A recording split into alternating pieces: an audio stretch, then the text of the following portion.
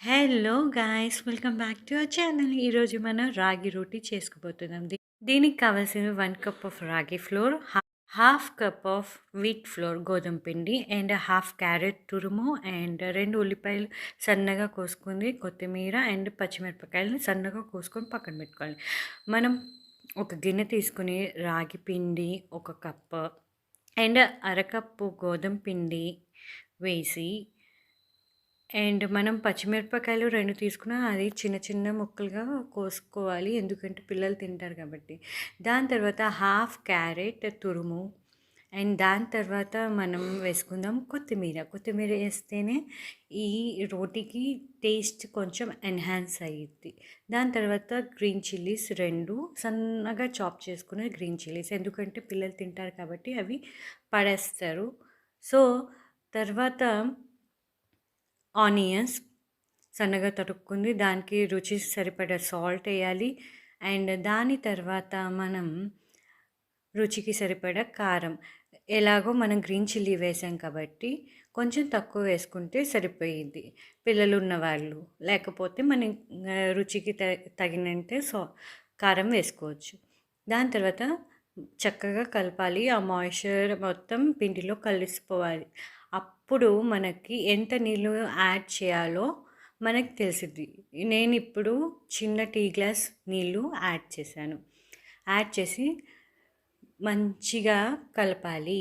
ఎందుకంటే మనం దీంట్లో వీట్ ఫ్లోర్ గోధుమ పిండి యాడ్ చేసాం కాబట్టి కొంచెం జిగురుగా అయ్యిద్ది. మనము ఆయిల్ చేతికి రాసుకుని ఇలా బాల్స్ లాగా తయారు చేసుకొని పెట్టుకోవాలి. తర్వాత ఒక clean cover or white cloth తీసుకొని ఆయిల్ రాసేసి అప్లై చేసి దాని తర్వాత మన చేతికి ఆయిల్ రాసుకొని ఇలా ముద్దని ప్రెస్ చేస్తూ చక్కగా రోటీలాగా ప్రెస్ చేయాలి నేను చూపించే విధంగా.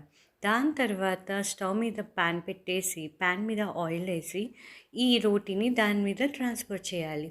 ట్రాన్స్ఫర్ చేసిన తర్వాత చుట్టూ మనం ఆయిల్ ఫ్యూ డ్రాప్స్ స్ప్రెడ్ చేస్తూ అండ్ మిడిల్లో కూడా మనం స్ప్రెడ్ చేయాలి. ఎలాగైతే దోశకి వేస్తామో ఆయిల్ అలా స్ప్రెడ్ చేసిన తర్వాత మీడియం ఫ్లేమ్లో మాత్రమే ఈ రోటీని కాల్చుకోవాలి. గుర్తుపెట్టుకుని మీడియం ఫ్లేమ్లో మాత్రమే కాల్చుకోవాలి. హై ఫ్లేమ్లో కాల్చుకున్నామంటే రొట్టె మాడిపోయింది అండ్ లోపల ఉడకదు. సో, మీకు ఎంత వీలైతే అంత సన్నగా పల్చగా ఈ రొట్టెని ప్రెస్ చేసుకోండి. దాని తర్వాత నేను ఇలా ఫ్లిప్ చేశాను. ఫ్లిప్ చేస్తే ఇంకా దీనికి ఆయిల్ కొంచెం యాడ్ చేస్తే ఎక్కువగా యాడ్ చేస్తేనే ఈ రోటీకి టేస్ట్ వచ్చింది. అయిపోయింది ఈ రోటీ. చూడండి ఎంత బాగా కాలిందో. కాలిన తర్వాత కొంచెం బ్లాకిష్గా అయ్యిద్ది. మీరు టెన్షన్ పడాల్సిన అవసరం లేదు, అది కాలలేదు. ఇంకో ప్రాసెస్ నేను చూపిస్తున్నా. ప్యాన్లో కొంచెం ఆయిల్ రాసి ఇలా ముద్ద పెట్టేసి చేతికి ఆయిల్ రాసుకుంటూ ఇలా ప్రెస్ చేసుకోవచ్చు ఇన్ కేస్. ఇలా నేను 2 ప్రాసెస్ చూపించాను. ఇలా చేయగలిగితే అనుకుంటే కవర్లో ప్రెస్ చేసుకోవడం బెటర్.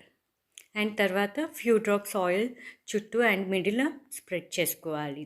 స్ప్రెడ్ చేసుకున్న తర్వాత మిడిల్ ఫ్లేమ్లో కాల్చేయాలి. ఇంకా చూడండి ఈ రోటీస్ క్యారెట్ ఫ్రైతో నేను తింటున్నాను అండ్ రైతాతో తినొచ్చు. మన ఆప్షన్ ఏ కర్రీ అయినా లేకపోతే ఉత్తగా అయినా అలా తినేయచ్చు. ఈ రోటీ మీకు నచ్చినట్టయితే ప్లీజ్ లైక్, షేర్, సబ్స్క్రైబ్ చేయండి అండ్ కామెంట్ చేయండి. Thank you.